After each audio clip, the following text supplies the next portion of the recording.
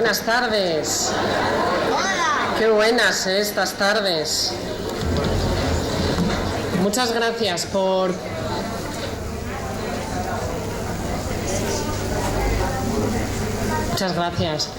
hacer un ratito de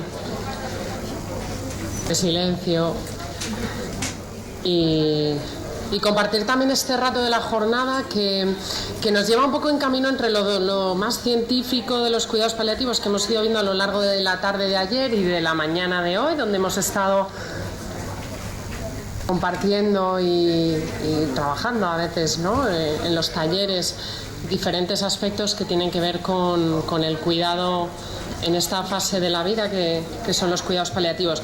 Empezamos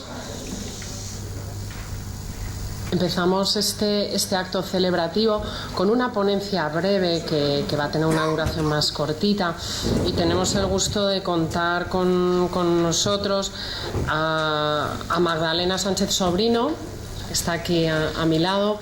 Magdalena es médico, es licenciada en Medicina, Cirugías, máster en Cuidados Paliativos, y después de una larga trayectoria en el ámbito de la atención primaria y de los cuidados paliativos en Madrid, aunque ella no ha nacido aquí, sino en Galicia. Actualmente ocupa el cargo de coordinadora regional de los cuidados paliativos en Madrid, que es un rol referente en esa coordinación que también hablábamos esta mañana entre los diferentes niveles y cuidados que se brindan en los cuidados paliativos en esta comunidad. Es para nosotros un honor abrir este acto celebrativo con ella, y luego pues iremos pasando con otras actividades que os iré un poquito citando y terminaremos celebrando juntos en el exterior. Magdalena, muchas gracias por aceptar la invitación. Te dejo a este público entregado.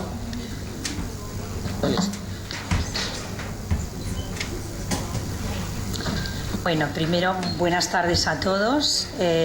Agradezco, como se suele hacer, pero de corazón, a los organizadores la invitación a estar aquí esta tarde.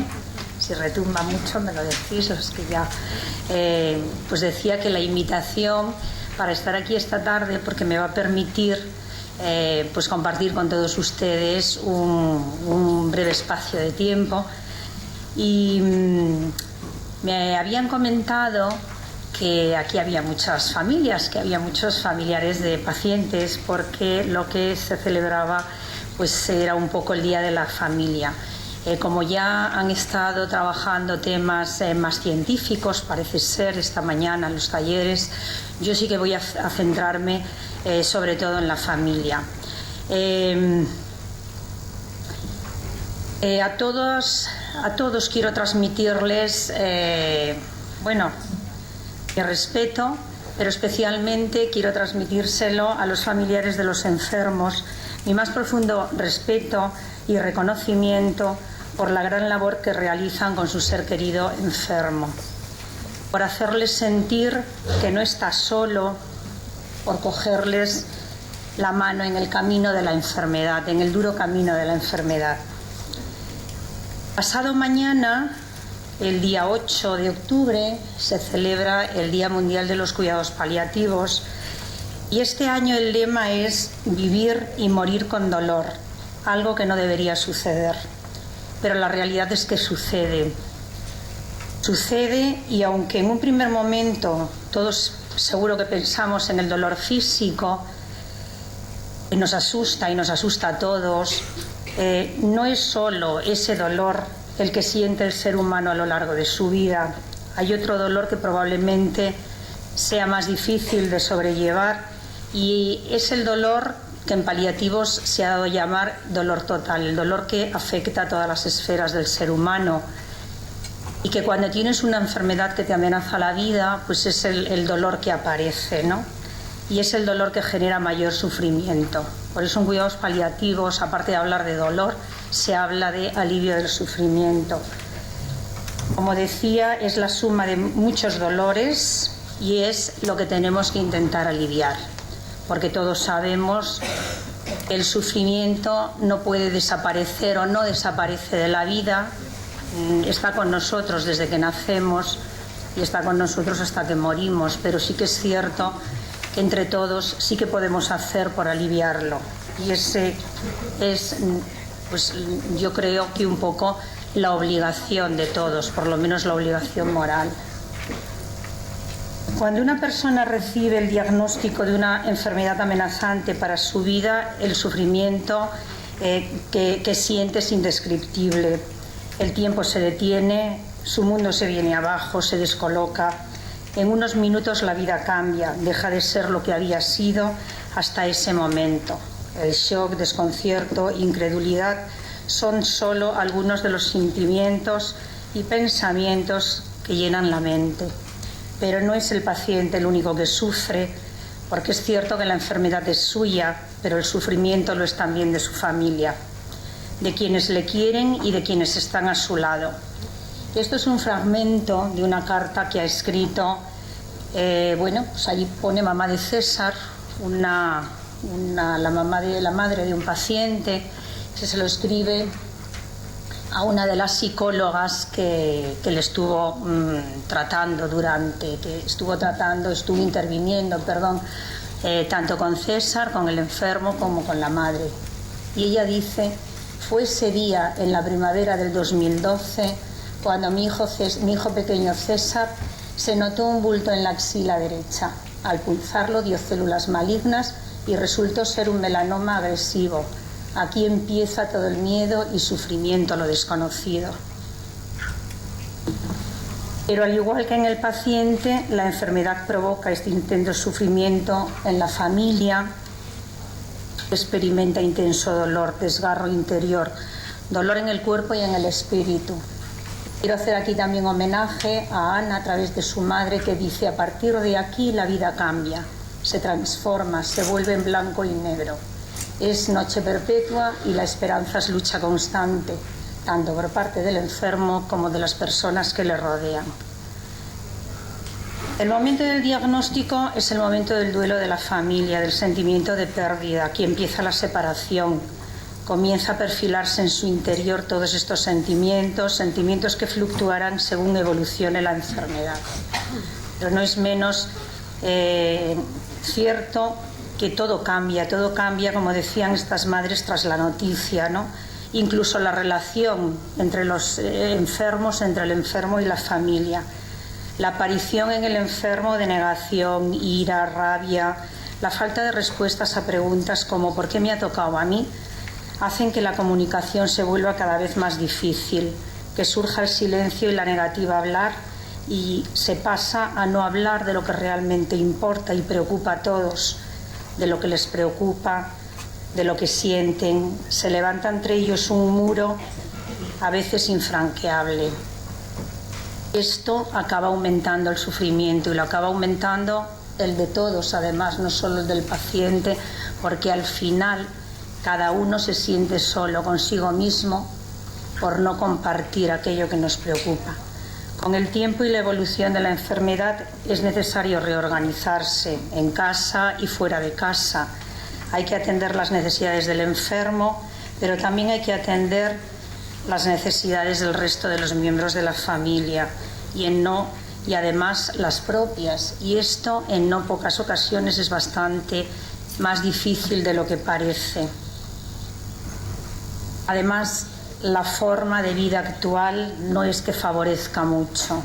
Yo me acuerdo, aquí ya no hay diapositiva, yo recuerdo cuando empezábamos en cuidados paliativos, al principio en el 91 en concreto, 91-92, yo empecé en atención domiciliaria y recuerdo que todavía existían aquellas madres nuestras que trabajaban mucho en casa, pero lo cierto es que pocas salían fuera a trabajar y eran unas cuidadoras francamente maravillosas. Entonces el paciente podía estar con mucha mayor frecuencia y durante muchísimo más tiempo en casa, porque es verdad que había quien cuidara, porque estaban dedicadas en cuerpo y alma a ellos.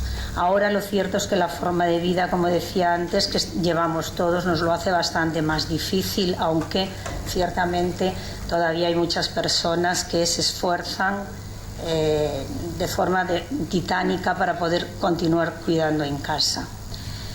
El cuidado del ser querido, como ven aquí, requiere desde luego voluntad para hacerlo, requiere mucho amor, requiere dedicación, esfuerzo, aprendizaje y, por qué no decirlo, paciencia también, porque se pasan muchos momentos malos y estos momentos malos en la relación hacen que a veces cueste un poco de trabajo seguir adelante. Por eso siempre insistimos mucho los profesionales con la familia en que hay que continuar, hay que cuidarse, no continuar, hay que empezar a cuidarse, porque solo podemos cuidar bien si nos encontramos bien. Además de las necesidades emocionales, las físicas como la presencia del dolor, de la agitación, del ahogo, del insomnio y otras que pueden aparecer en los pacientes, repercuten también negativamente en la familia, aumentando su sufrimiento al percibir el sufrimiento del enfermo. Por ello es muy importante que los profesionales estemos ahí, a su lado, para dar el apoyo que tanto el enfermo como la familia necesitan, dar las pautas que faciliten el cuidado, la comunicación, la interacción entre ellos. Enseñar a echar ese muro que hemos dicho antes que se ha construido. Por ello, hay que hacer un enfoque integral e interdisciplinar centrado en la persona, y es lo que se hace en cuidados paliativos. En cuidados paliativos, como ya saben, el objeto de atención, la unidad de tratamiento es la unidad familiar, el paciente y la familia. Y eso desde que por primera vez, hace ya más de 4 décadas, comenzaron lo que conocemos como cuidados paliativos.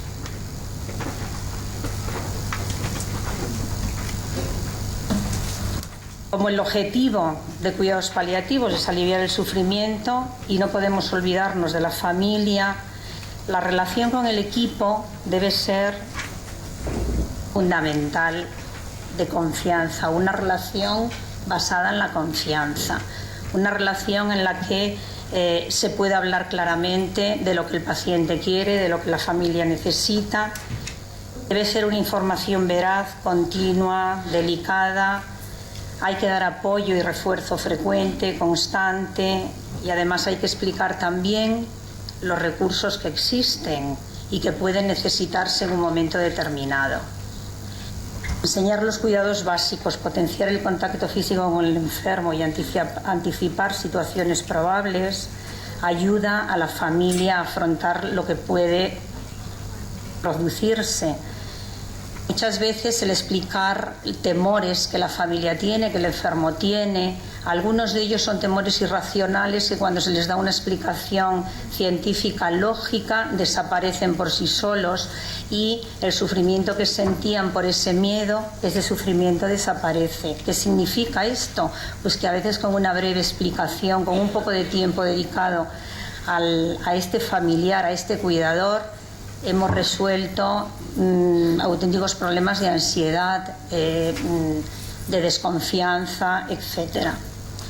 Pero el sufrimiento de la familia no termina cuando fallece, cuando muere el ser querido, continúa después.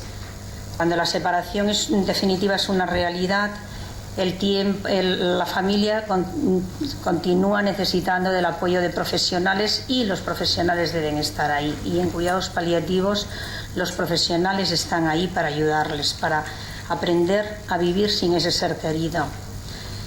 Hasta hace unas décadas, quien ayudaba de una manera fenomenal, de una manera importante, a que este proceso de duelo se viviera pues digamos que como parte natural de la vida, pues eran todos los ritos que existían: el luto, el velatorio en casa, el acompañamiento de otros familiares y de vecinos y amigos. El duelo era un proceso compartido en el entorno social del enfermo, en el entorno social de la familia. Todo esto que durante siglos y siglos se ha estado manteniendo se ha perdido rápidamente, se ha perdido en las últimas décadas en realidad. Hoy esas costumbres quedan ya muy lejos, aquellos rituales que, como digo, ayudaban a normalizar la vida de la familia, ya prácticamente en muy poquitos sitios se ve, quizás en los pueblos, pero no en las grandes ciudades, no en zonas industrializadas, en zonas pues digamos que más desarrolladas. Precisamente por esto, los profesionales tenemos que trabajar también con las familias, ayudando a, como decía, normalizar esta situación, porque hoy el apoyo social es bastante menor del que era entonces. Esto lo comenta también una madre y yo creo que refleja clara y fielmente lo que estamos diciendo. Poco a poco fue llegando al momento final. Ella ya estaba preparada, a mí me costó aceptarlo. Cuando se fue me vine abajo y necesité la ayuda que hasta entonces no había querido. Y otra vez encontré el apoyo que me hacía falta en ese gran equipo. Los cuidados paliativos han cumplido 25 años en la Comunidad de Madrid.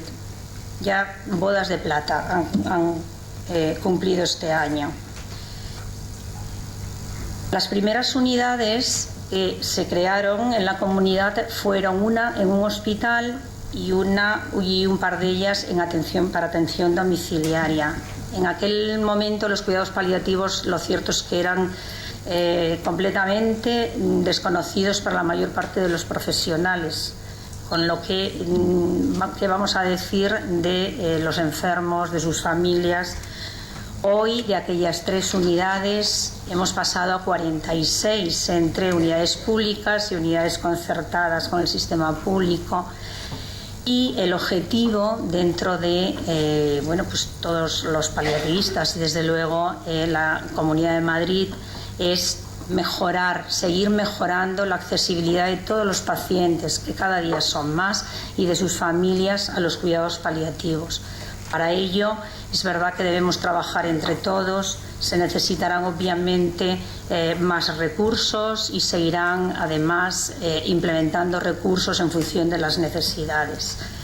Sobre todo con el objetivo de que el eslogan que tienen este año el Día Mundial de los Cuidados Paliativos pueda convertirse algún día en una realidad. Vivir y morir sin dolor, algo que no debería con dolor, algo que no debería suceder. Es que yo ya pienso que ojalá se pudiera alcanzar a la mayor brevedad posible. Bueno, con esto no quiero quitarles más tiempo, que creo que empieza ahora música y bueno, una tarde que la verdad es que promete ser entretenida. Les doy las gracias a todos por estar aquí escuchándome y les deseo que disfruten mucho de lo que les queda de tarde. Gracias.